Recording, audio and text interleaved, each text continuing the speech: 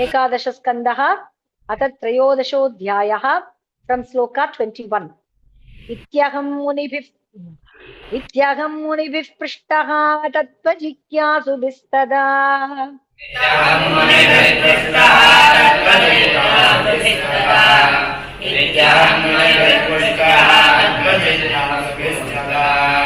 यदवोचमहं तेभ्यः तत् उद्धव निबोध मे।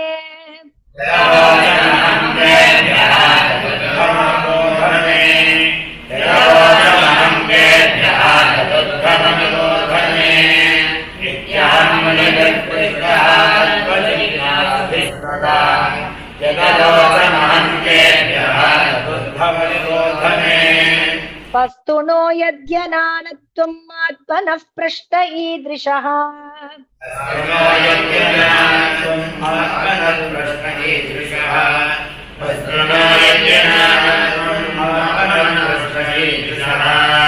कथं घटेत वो विप्रा वक्तुर्वा मेक आश्रयः।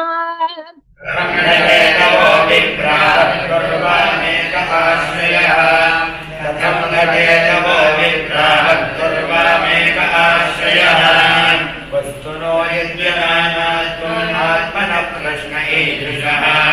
कथं घटेत वो विप्रा वक्तुर्वा मेक आश्रयः। पंचात्मकेषु भूतेषु समानेषु च वस्तुतः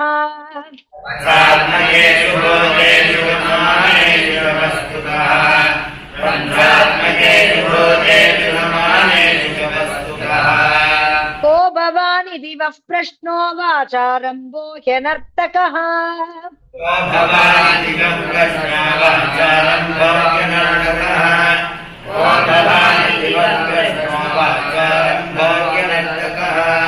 पंचात्मकेषु भूतेषु समानेषु च वस्तुतः को भवान् इति वः प्रश्नो वाचारम्भो ह्यनर्थकः। मनसा वचसा दृष्ट्या गृह्यतेऽन्यैरपीन्द्रियैः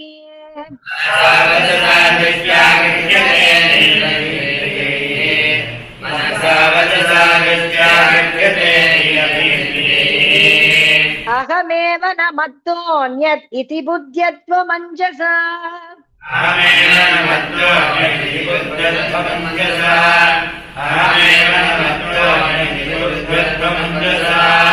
मनसा वचसा दृष्ट्या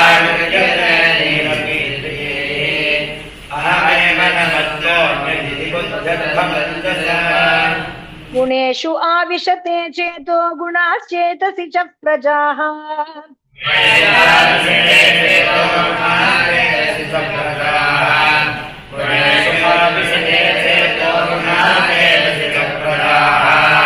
जीवस्य देह उभयं गुणाश्चेतो मदात्मनः।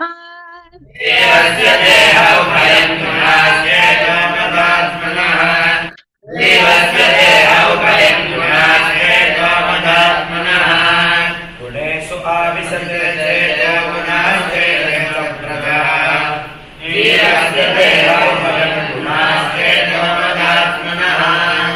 गुणेषु चाविशच्चित्तम् अभीक्ष्टं गुणसेवया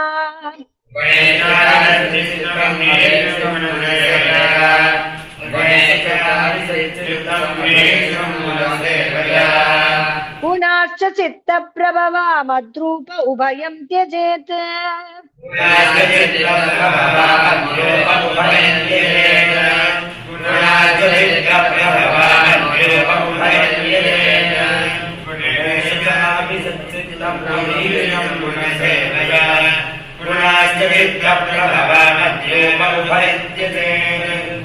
जाग्रत् स्वप्नस्तु क्षिप्तं च गुणतो बुद्धिवृत्तयः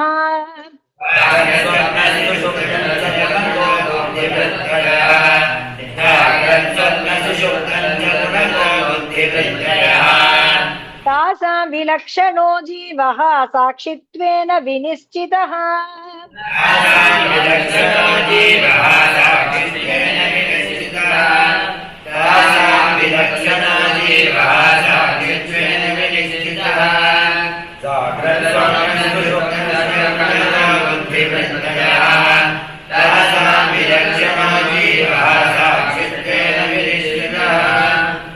यर्हि संस्कृति बन्धोऽयम् आत्मनो गुणवृत्तिदः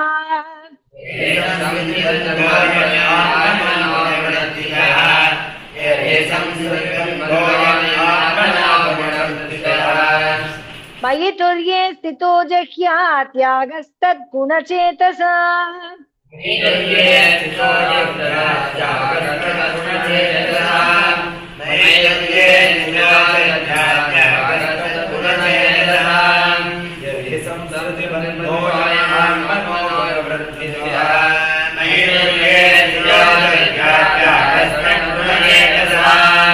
अहंकार कृतं बंधं आत्मनः अर्थविपर्ययम्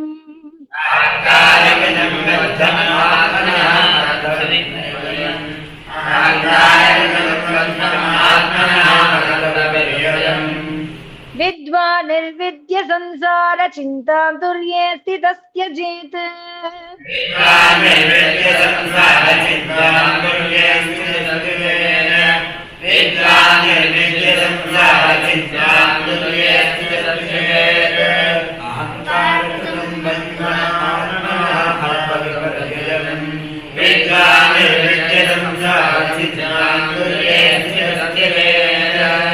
यावन्नानार्थदी पुंसो न निवर्तेत युक्तिभिः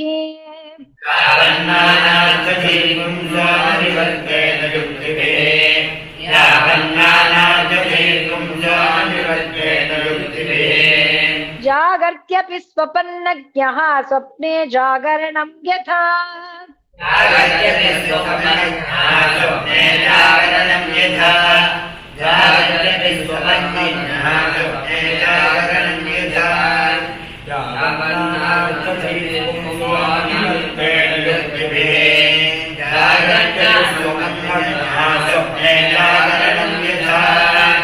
असत्वात् आत्मनोऽन्येषा भावानां दत्कृताभिधा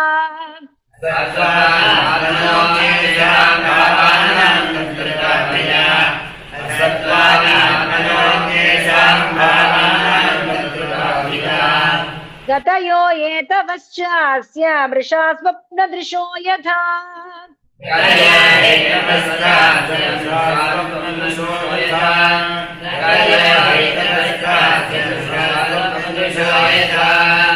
असत्वात्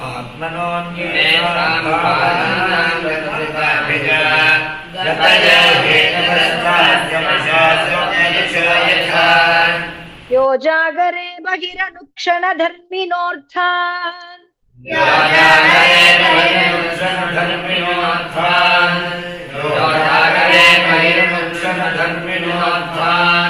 भुङ्क्ते समस्तकरणे हृदि तत्सदृशान्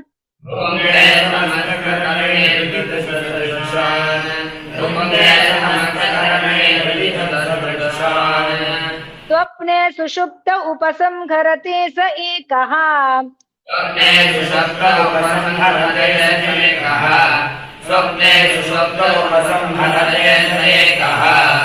प्रत्यन्वया त्रिगुणवृत्तिदृग् इन्द्रियेशः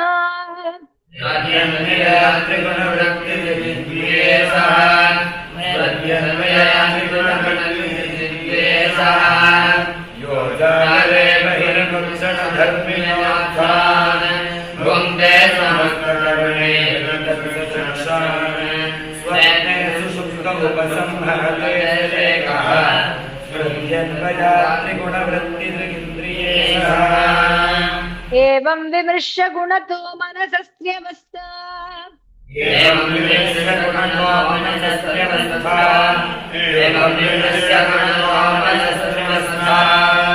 मन्मायया मयि कृता इति निश्चितार्थाः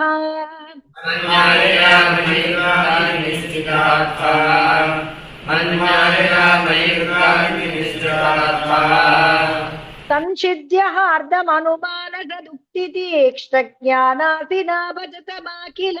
संशयाधिम्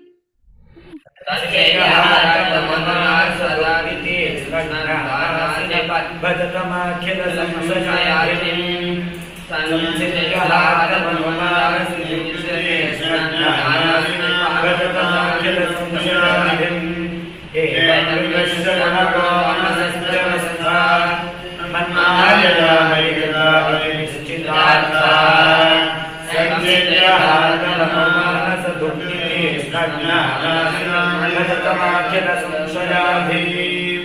ईक्षेत विभ्रममिदं मनसो विलासम्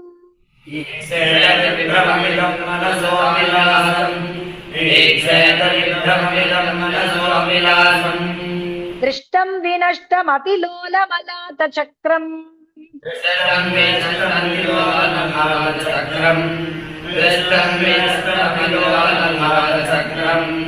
विज्ञानमेकमुरुदेव विभाति माया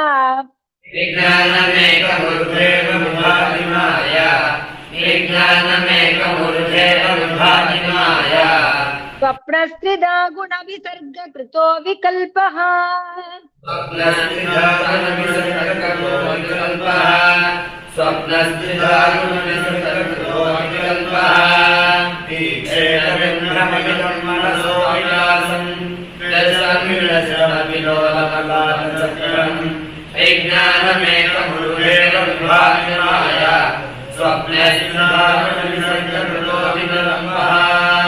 दृष्टिं ततः प्रतिनिवर्त्य निवृत्ततृष्णास्तूष्णी भवे निजसुखानुभवो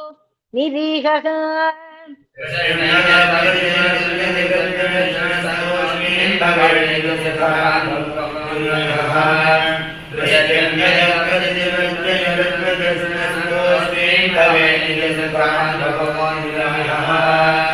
तन्दृश्यते क्वच यदीदमवस्तु बुद्ध्या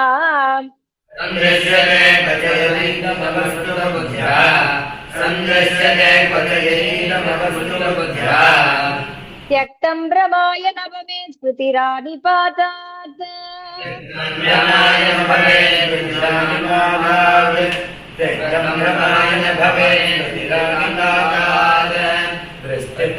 प्रतिनिवर्त्य निवृत्त कृष्णोष्णे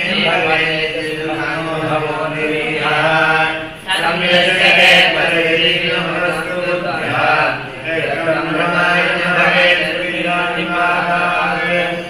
तेहं च नश्वरमवस्थितं उत्थितं वा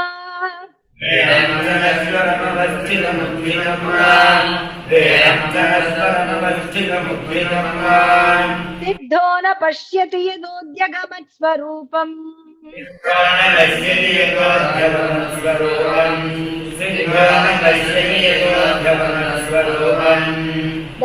दैवादपेतमुत दैववशादुपेतम्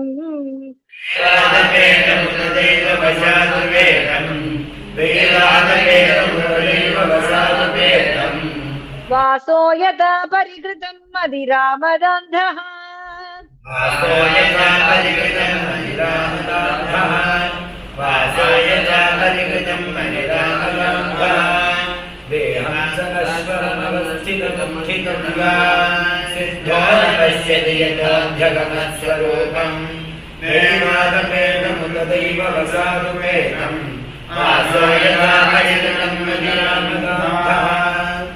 देहोऽपि दैववशगः खलु कर्म यावत्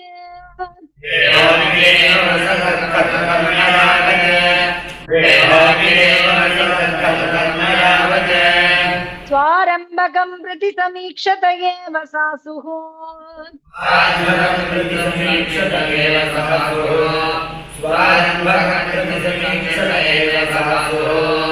तं सप्रपञ्चमधिरूढ समाधियोगः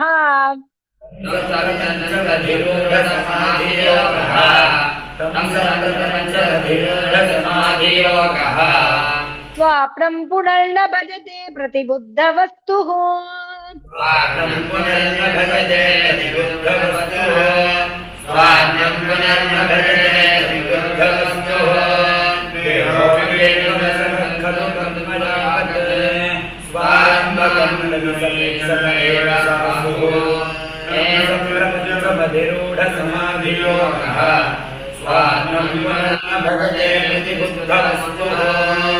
मयेतदुक्तं वो विप्रागुह्यं यत्साङ्ख्ययोगयोः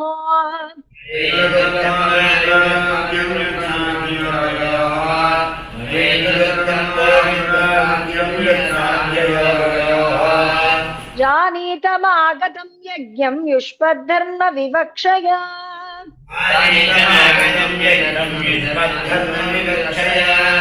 दानीतनागतं यज्ञं विष्मध्यज्ञविवक्षया मजेतदन्तं दानीतमागतं यज्ञं विष्मध्यज्ञविवक्षया अहं योगस्य साङ्ख्यस्य सत्यस्य ऋतस्य तेजसः अहं योगस्य साङ्ख्यस्य सत्यस्य ऋतस्य तेजसः अहं योगस्य साङ्ख्यस्य सत्यस्य ऋतस्य तेजसः परायणं द्विजश्रेष्ठाः श्रियकीर्तेर्दमस्य च परायणं द्विजश्रेष्ठाः श्रियकीर्तेर्दमस्य च परायणं द्विजश्रेष्ठाः श्रियकीर्तेर्दमस्य च अहं योगस्य साङ्ख्यस्य सत्यस्य ऋतस्य तेजसः परायणं द्विजश्रेष्ठाः श्रियकीर्तेर्दमस्य च मा भजन्ति गुणा सर्वे निर्गुणं निरपेक्षकम्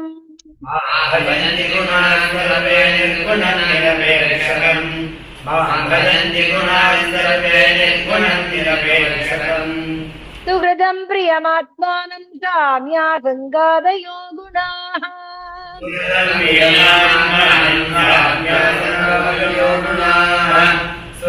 प्रियमात्मानं साम्या सङ्गादयो गुणाः भजन्ति गुणाः सर्वे निर्गुणं निरपेक्षकम् सुहृदं प्रियमात्मानं साम्या सङ्गादयो गुणाः इति मे छिन्न सन्देहा मुनयः सनकादयः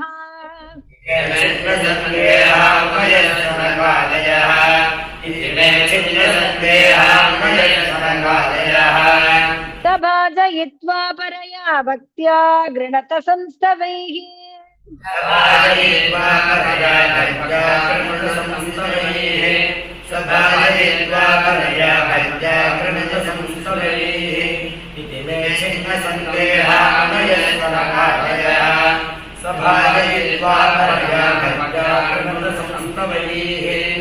तैरहं पूजितः सम्यक् संस्तुतः परमर्षिभिः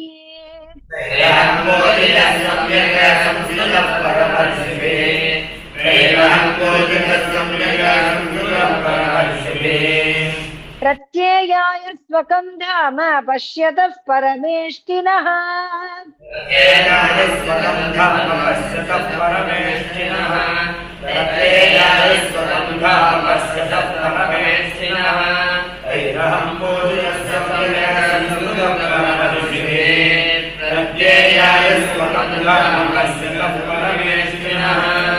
इति श्रीमद्भागवते महापुराणे पारमहंस्यां संहितायाम् 11 स्कन्धे 13 श्रीमद्भागवते महापुराणे पारमहंस्यां संहितायाम् 11 स्कन्धे 13